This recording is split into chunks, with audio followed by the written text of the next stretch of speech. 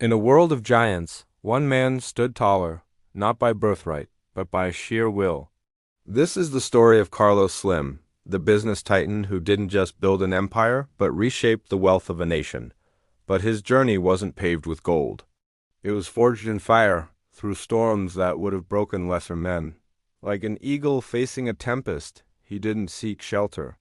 He learned to use the winds to soar higher. Born in Mexico City to Lebanese immigrants, Carlos learned his first lessons in business not in a fancy boardroom, but at the family store. His father, Julian, was a man of discipline and vision, teaching his young son the value of saving, investing, and keeping meticulous financial records from the age of 10. Young Carlos wasn't just playing with numbers.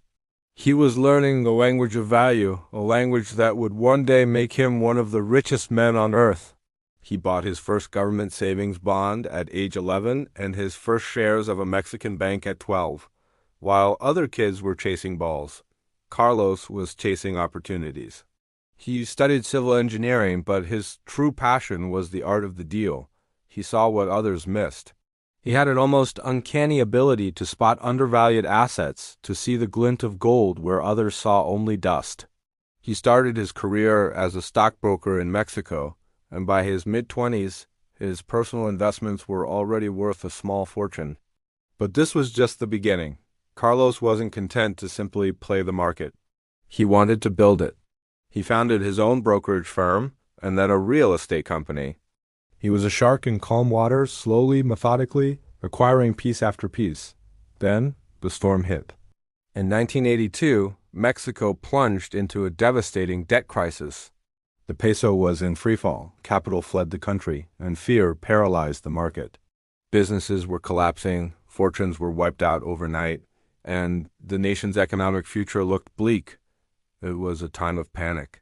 Most investors ran for the exits, selling off their assets for pennies on the dollar, desperate to escape the chaos. But Carlos Slim did the opposite. While everyone else was selling, he was buying. He saw not a crisis, but a once-in-a-lifetime opportunity. He famously said, "There is no challenge that cannot be overcome by working together." With unwavering belief in his country's future, he invested heavily, acquiring controlling interests in a vast array of Mexican companies, from retail and manufacturing to mining and tobacco. People thought he was crazy. They saw him throwing good money after bad into a sinking ship. But Carlos saw the strength of the ship's hull. He understood that the intrinsic value of these companies was far greater than their crisis-driven stock prices. He was buying the future of Mexico at a steep discount. This wasn't just gambling. It was a calculated masterpiece of strategy and courage. Like an eagle, he faced the heart of the storm, its powerful wings catching the updrafts that others feared. He knew that the turbulence would eventually pass, and when it did, he would be positioned higher than anyone else. His acquisitions during this period laid the foundation for his future empire, a diversified conglomerate that would soon be known as Grupo Carso. He wasn't just surviving the storm. He was using its energy to climb. The true turning point, the masterstroke that would catapult him onto the global stage, came in 1990. The Mexican government decided to privatize its national telecommunications monopoly, Telefonos de Mexico, or Telmex. It was a lumbering, inefficient state-owned giant, notorious for its poor service. Most saw it as a risky, outdated relic. Carlos Slim saw a diamond in the rough. He assembled a consortium, including Southwestern Bell and France Telecom, and won the bid. The world watched, skeptical. How could this Mexican businessman transform such a behemoth? But Slim had a plan. He poured billions into modernizing Telmex's infrastructure, expanding its network, and improving customer service. He applied the same principles of fiscal discipline and operational efficiency that he had learned as a boy. The results were staggering. Telmex became a cash-generating machine. But he didn't stop there. He foresaw the coming mobile revolution and spun off Telmex's cellular division into a separate company, América Móvil. This was his real genius. América Móvil exploded, expanding aggressively across Latin America, becoming the dominant wireless carrier in the region. From Mexico to Brazil, from Colombia to the Caribbean, its reach was immense. Carlos Slim had effectively connected a continent. He provided affordable mobile access to hundreds of millions of people, many for the first time, fundamentally changing how they lived, worked, and communicated. He wasn't just selling phone lines. He was selling connection, opportunity, and progress. By the early 2000s, his wealth had soared to unimaginable heights. In 2010, he surpassed Bill Gates and Warren Buffett to become the richest person in the world, a title he held for 4 consecutive years. He was the first person from a developing nation to reach the top spot, a symbol of a shifting global economic landscape. His empire now spanned telecommunications, banking, retail, construction, and mining. His companies employed hundreds of thousands of people and contributed significantly to Mexico's GDP. He had become an institution, but with great wealth comes great scrutiny. Critics accused him of monopolistic practices, arguing that his dominance in the telecom sector stifled competition and led to high prices for consumers. They pointed to his vast influence over Mexican politics and economics, questioning the fine line between business acumen and unfair advantage. The eagle that soared so high was now casting a giant shadow.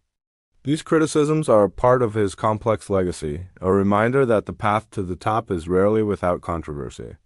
Yet, beyond the balance sheets and stock prices, there is another side to Carlos Slim. He is a devoted family man, a lover of art, and a significant philanthropist. Through his foundations, he has invested billions in health, education, and cultural preservation across Latin America. Unlike many other billionaires, he is not a proponent of giving away his fortune after death. Instead, he believes in solving problems by creating jobs and opportunities through active business investment. His philosophy is not to be a Santa Claus, but to be a catalyst for sustainable growth. So, what can we learn from the life of Carlos Slim? The first lesson is the power of vision in the face of fear. When everyone else saw a crisis, he saw an opportunity. He trusted his analysis and his belief in the long-term potential when the short-term outlook was terrifying. He teaches us that the greatest rewards often lie on the other side of maximum pessimism. The second lesson is the importance of discipline and patience. His success wasn't an overnight phenomenon.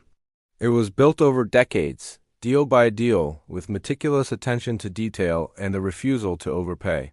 He waited for the right moment and then acted decisively.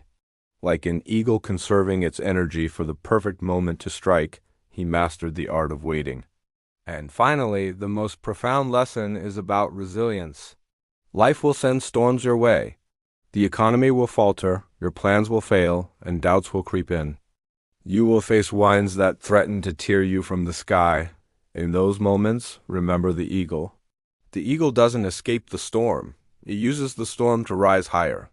It adjusts its wings, catches the updraft of chaos, and soars to altitudes it could never reach in calm weather. The struggles you face today are not there to break you. They are there to build you. They are the winds that can lift you to new heights if you have the courage to face them. Carlos Slim's story is not just about wealth. It's a testament to the power of human potential to turn crisis into triumph and adversity into advantage. Your life is your own empire to build. Your challenges are your own storms to conquer. No matter how dark the sky may seem, remember that you were born with wings. You were born to soar above it. Believe in your vision, trust in your discipline, and find the strength to face your storm. Because just above the clouds, the sun is always shining. Thank you for watching. If this story inspired you, please like, share, and subscribe for more content that empowers you to reach your highest potential. What did you find most inspiring about this story? Let us know in the comments below. Until next time, keep soaring.